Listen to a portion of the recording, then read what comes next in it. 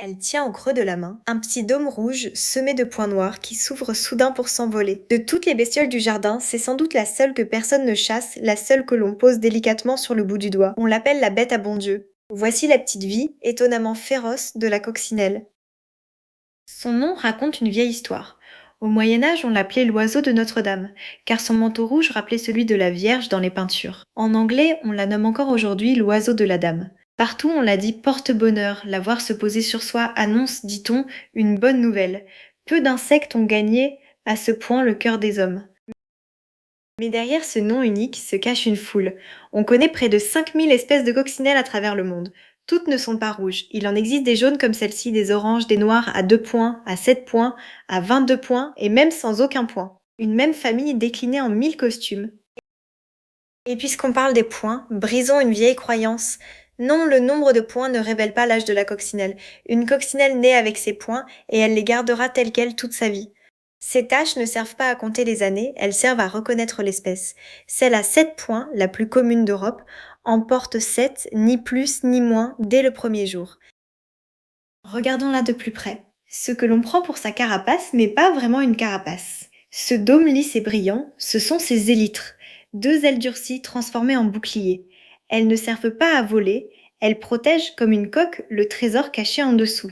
Car la vraie surprise de la coccinelle, c'est ce qu'elle dissimule sous cette armure. Au moment de s'envoler, le dôme rouge se soulève, et de dessous jaillissent 2 grandes ailes translucides, repliées comme un origami, bien plus vaste que l'insecte lui-même. En une fraction de seconde, elles se déploient, battent jusqu'à 90 fois par seconde, et la voilà partie. Puis, à l'arrivée, tout se replie et disparaît sous le bouclier. Un mécanisme si parfait qu'il inspire aujourd'hui les ingénieurs. Et ce minois si doux cache, lui aussi son jeu, 2 courtes antennes qui tâtent le monde, 2 petits yeux et surtout des mâchoires, car la coccinelle, cette mascotte des enfants, est en réalité un redoutable prédateur.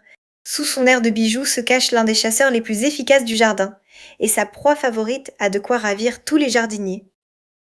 Si elle porte des couleurs aussi vives, c'est pas pour faire joli. Dans la nature, le rouge et le noir crient une seule chose, attention, danger. C'est un signal d'avertissement. Il prévient les oiseaux et les lézards qu'avaler cette petite bête serait une très mauvaise idée. Et ce n'est pas du bluff, la coccinelle tient parole.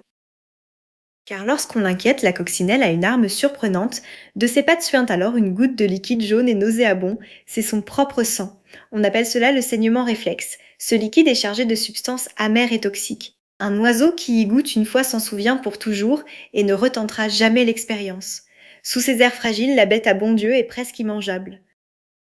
Mais c'est elle le prédateur, et sa proie, c'est le puceron, ce minuscule suceur de sève qui ravage les rosiers et les potagers. La coccinelle en fait un carnage. À elle seule, une adulte peut dévorer jusqu'à 50 pucerons par jour. Sa larve, elle, en engloutit des centaines avant même de devenir adulte. Là où elle passe, les colonies de pucerons fondent comme neige au soleil. Toute cette histoire commence au printemps, sous une feuille, la femelle y dépose de petits œufs jaunes, dressés et serrés les uns contre les autres, souvent juste à côté d'une colonie de pucerons, le garde-manger des futurs nouveau-nés. En quelques jours, les œufs foncent, puis s'ouvrent, et ce qui en sort ne ressemble en rien à la jolie boule rouge que nous connaissons.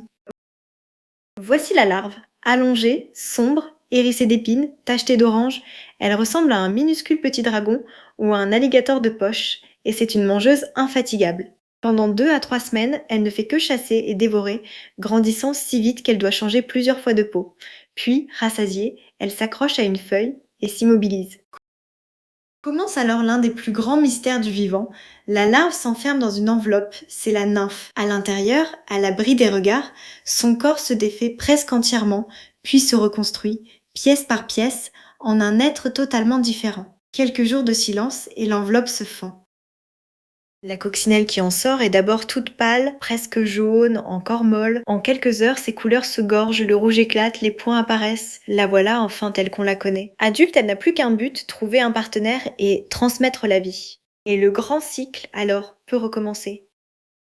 Toutes les coccinelles pourtant ne sont pas les bienvenues. Au siècle dernier, on a fait venir d'Asie une cousine, la coccinelle asiatique, pour dévorer les pucerons des cultures. L'idée semblait excellente, mais cette cousine vorace et robuste s'est échappée, multipliée, répandue sur des continents entiers, au point de menacer aujourd'hui nos coccinelles locales.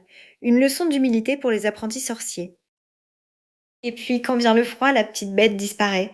À l'automne, les coccinelles cherchent un abri pour passer l'hiver, une fissure, un tas de bois, le coin d'une fenêtre, mais elles ne s'y cachent pas seules. Guidées par leur odeur, elles se rassemblent par dizaines, par centaines, parfois par milliers, blotties les unes contre les autres et s'endorment ainsi jusqu'au retour du printemps.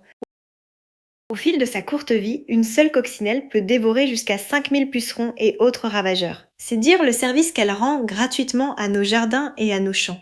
Là où l'on est tenté de pulvériser des poisons, il suffit parfois de laisser faire cette petite ouvrière rouge. Protéger les coccinelles, c'est protéger nos récoltes sans rien empoisonner. La prochaine fois qu'une coccinelle se posera sur votre main, prenez le temps de la regarder. Derrière ce petit dôme rouge se cachent des ailes d'origami, un sang qui repousse les ogres, un appétit de prédateur et une métamorphose digne des plus beaux contes. La plus douce des bestioles est aussi l'une des plus extraordinaires, alors laissons-la repartir et veillons sur elle. À très bientôt!